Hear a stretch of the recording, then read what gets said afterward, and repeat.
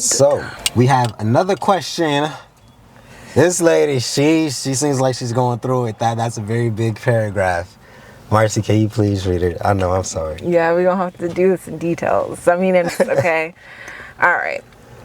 So, it says, I've been with my man for 3 years. He's currently incarcerated. He's eligible for parole in 2034. Okay. The first 3 months of our relationship was okay. I caught him on social media, asked for his passwords. He gave them, and at this point, I found out he was getting a lot of girls. I retrieved the data. Crazy, I know. At that time, I wasn't aware he was on drugs. So a month later, he gets offered an override to another prison to become an alcohol/drug and substance abuse mentor. I stayed by his side, believed his words that it wouldn't happen again. That whole year, he was focused on his program, doing a lot of trauma and healing classes. So he wasn't too focused on the relationship. I was okay with it because it made me happy seeing him become a better person. So we just brushed it all to the side. Okay, so let's stop right there. Remember where you're at. Okay. Did you start dating this dude after he was in prison? When did she say she was dating him while he was out and he was getting a lot of girls and then he went to prison? Or is that somewhere later on into the thing? Because I'm sorry, if your man went to jail and he was already out, and you was like literally his ride or die, I can understand why you're trying to hold him down because it's some loyal shit. I really do condone. I'm not gonna say I support it, but I do at the same time because that's a real loyal trait. I condone that. But if the nigga was already in jail, you fucked up. I'm not gonna lie. But I guess you didn't clear that up. You can continue. Yeah, I'm like looking. It's 3 years, so a lot could have happened. Yeah, that's what I'm saying. Maybe it's later on in the thing. Yeah. I was still showing up for him anyway, mentally, visiting, financially, emotionally, once he graduated in late 2025. So, okay, young. We broke up. We do get conjugal visits. We had our first one that summer. We got back together and had a second visit in October. I got pregnant. Same day I found out I was pregnant, he was being hella weird. I had a feeling he had a phone in prison. Wait, so you got pregnant by a dude who was already in prison? Queen, you're making a lot of fuck ups, but keep going. Sure enough, I looked on Instagram and saw his page. I asked him like, what the fuck? And he kept denying it, of course. Because calls are recorded, so some girls messaged me saying they've been talking for a week and I left him. He didn't believe I was pregnant. I didn't know what to do. He was giving this girl all the effort and gestures I wanted. My name tattooed on him. He always made a big deal and said he didn't believe in that anymore. So he got her name tatted within a month of knowing her. Once he gets the proof I'm pregnant, this girl kept sending indirects on social media, tagging me, causing me to stress. I was already going through it mentally. So January, we found out it's twins. He would still call every other day. Then he told me to cancel our divorce. Whoa. He wanted his family back. He proposed to her the first visit she went to see him. Of course, that hurt me. 3 days later, she broke up with him, told him she was cheating on him, and at this point getting back with her ex. He then tells me supposedly there was a reason for that, blah, blah, blah, that he was going to use her, whatever. She then messages me really ugly, mean messages, screenshots and audios of him saying stuff about me and how he doesn't love me. I ended up miscarrying February 4th, 20, a moment. Okay. Right. Me and him were still in contact, talking every day. We decided to try again. So it's been almost 4 months, and at this moment I am having trouble processing it. We fight every day about it because I can't believe he really wouldn't do gestures like that for me.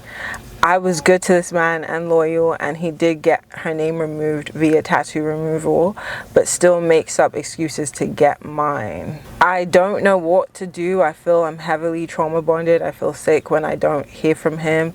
We fight every day, literally, because he's lazy with me and comfortable. I tell him I want my name tattooed. Why did she get it so fast? But I've been asking and he still can't. He says, when I get a chance, I already told you. But he isn't doing no big gestures like that for me. Yes, in the first 2 years, he sent me flowers, gifts, and all of the bare minimum. Every day I feel triggered and I don't know why. He avoids anything that has to do with that relationship. Yet he says he loves me. I'm confused. Start going towards the end, Queen, because this, I think I'm already getting. Okay. I think I already have the. Okay, so she's pretty much saying the same thing. He says that What's the last couple of sentences? Like, what's the last? He 5 blames sentences? it on his mother childhood traumas. Yet he's all defensive up his mum's ass. I don't even know what I'm doing anymore. I feel weak, sick, defeated, musty, nasty, crazy. What's going on with me? That's the main question. Okay. First and foremost, because this is on my spirit, all respect to your man, or whoever he is to you. Because being incarcerated is not fun. I haven't did it, by the grace of God, right? But I don't wish that on any man. And I know it could probably get very lonely being in those circumstances. When you're in survival mode, morality isn't really a question. The man's in survival mode. So having one woman is kind of risky too when you don't even know if she's going to stay. You got to understand the headspace of somebody in that environment. They're not thinking lovey-dovey white picket fence. You just said he's getting out in 3034, 3035. That's damn near a decade. You get what I'm saying? That takes a toll on people's mental and people's spirit. So that's first and foremost, because that's what I picked up. That's very unfortunate. Now, when I shift the attention to you, you need your ass beat, Queen. I'm gonna be honest with you. And I mean that from a place of all love and sincerity. He was already in jail from the sounds of it. You got pregnant by somebody that was in jail. God stepped in and removed the children from you, whether it was, I know it's heart aching and stuff like that, but miscarriages are usually for a reason. Those children were not supposed to touch this earth. That would have been a karmic lesson for you, the child, and him. You need to make better decisions. I'm just speaking truthfully, because you could have fell in love with anybody. You understand what I'm saying? You could have fell in love with anybody. There's a whole bunch of dirt bikes passing. That's what I was talking about, the love, the culture, out here in LA. Mm-hmm. But yeah, you could have fell in love with anybody, but you chose to fall in love with somebody that was incarcerated. So you have two routes. Either you hold them down, that's what you signed up for, that's what you asked for, or you love yourself and you do what you need to not only detach, but ask, why was this even an option in the first place? Out of all the men you run across on a day-to-day basis, why this one? What got you so attracted to this one? Figure that out. Do you have daddy issues? Do you have mommy issues? I noticed you brought up his mommy issues and how he's all up her ass. What are your mommy and daddy issues? What attracted you to a man that physically couldn't be there for you? Was your father absent? Was your father emotionally avoidant towards you? Was he not available towards your mother in certain areas? Where was this learned? And why was that even a train of thought? Because realistically, a sane mind, and even he would tell you, he's not in a position to truly give you everything that you want and or need. He knows that, but you put up with it. And you see, the thing about man, if you want to be stupid, a lot of us is going to let you be stupid. If we told you what was up, you see the circumstance clearly and you're choosing to get involved, you're choosing to stay, you're choosing to want to have his babies and everything else like that, it's no longer a thing about him. This is no longer like he's a bad person or everything like this, because his cards is on the table. It's not like he's lying to you. It's not like the nigga told you he wasn't in prison and all this other type of shit, but he was. You're upset about minute shit. Him texting other girls and all this other type of shit. Are we forgetting that even those women, they cannot see him and they don't have full access to him? They're getting phone conversations and text messages out of this nigga. You get what I'm saying? He's not really doing all of that. You get what I'm saying? It's not like he's out here fucking just all of them every single week. He's just laying babies everywhere and everything. You get what I'm saying? Right. I'm not condoning it. I'm not justifying his behavior or anything like that. But I'm saying where your focus is, you're focused on something so small than the bigger picture of how you got in the situation. The little text messages are so minute to the other fuck-ups. Right. That's what I picked up on. Yeah, that's... No comment? No comment. that was a heavy one. All love to the both of you. Right. So I'm saying, when you grow up in the struggle, you grow up in the mud, whatever the case may be, certain headspaces you got to deal with and work through. I wish healing for her man as well as her. Mm-hmm. But we have to acknowledge when shit just isn't healthy. You get what I'm saying?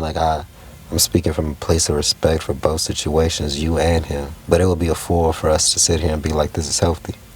For instance, I could use my grandmama and my grandpa for an example. When they was in, dope addicts and, selling dope and everything, stealing from people and all this other type of shit, they ended up being married damn near like 60 years. But when he went to jail, she did too. Because she was doing the same bullshit. You feel me? They both went in. And my grandma was sending my papa letters in the mail, because my papa was like, damn, what do I do? I can't see my girl, he's panicking. My grandma in the cell too, probably in the same jail, just in a different, part. Sending letters, you need to stay focused, just a little bit of time. We got kids, snap out of it, That's why I'm not in the perspective of, just because he's in jail, you don't do it. Because, that's what I'm saying. That's why I said at the beginning, you holding them down. I salute that because I saw that trait in the women, and that's beautiful. But at the same token, my papa also wasn't talking to other women and, Right. doing all this other type of shit. He was committed to that one woman, because she was truly a ride or die. That's why I'm talking about, the headspace towards, it is trauma that would keep y'all stuck. I'm almost certain if you was in jail with them too, then y'all would have been sending letters and everything. You know what I'm saying? Y'all could actually fuck with each other and y'all could actually love each other, but that does not mean that shit is healthy. Right. You could wait on him. If you really like that, if you really want him, which I don't think you should, but life is up to you. If you really want him, you really want to stick it out, focus on yourself and love yourself. So when he gets out, you're not fucked up. You don't have all this trauma. You've actually worked on yourself, heal your childhood traumas, get in the gym, build businesses, I don't think it's right, though. I think it's toxic, but... Yeah. Yeah, when you choose to hold somebody down who's incarcerated, you sign up for that. So it's literally your decision making. If you're going to do it the right way. If not, stop being toxic. Because he don't even want to hear you talking about these other girls and stuff. That's adding more stress to he's already in jail. You get what I'm saying? Yeah. He don't need the extra. Make better decisions, Queen. If that's not the type of situation you want to be in, then make a better decision for yourself. Right. There's plenty of dudes out here. Love yourself, truly. This is all that this is screaming. Whatever decision you make is on you, but let it be from the spirit of loving yourself. Yeah. Because it's easy to focus on what someone else is doing wrong and how this went wrong outside of you. But then if you miss how you're in that position, you're just going to keep rolling around constantly kind of confused and unsure and then going through the same pain. Yeah. Yeah, that's all I got on that one. Love to y'all, man. Yeah. Peace.